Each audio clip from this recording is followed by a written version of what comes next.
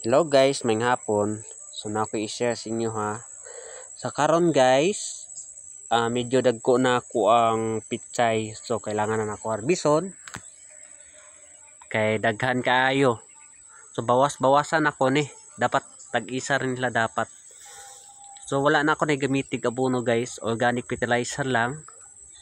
O naa say pundo diri na tubig para naa say kuanto di kailangan og padaghanon ng tubig kay mamatay pud siya masobra og tubig, lain siyang pitsay.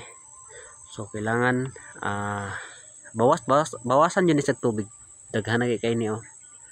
So karon akong buhaton karon, gamitan ako blade, mang-harvest ko karon kay kuan guys, maggulay ko guys, ay lami kay maggulay. Ang akong gulayon karon guys, udong, sardinas, palitag udong, and then kuan dayon, tawag ani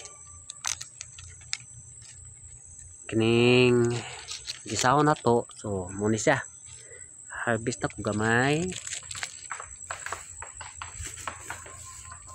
Ako ni silang bawasan kay daghan na kaayo.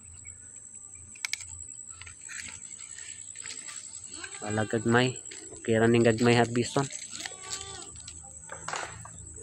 So na pang uban diri guys, ato isa uban gipangkaon og mamang.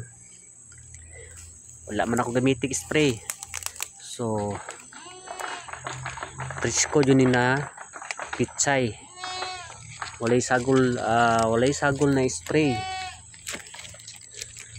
So mo nila bata pa kayo ni siya guys. So mo ni siya, harvest na ko karon. Simple lang kaayo, lami kayo ni siya guys. So mo ni siya guys. Thank you sa pagtanaw guys. Pichay.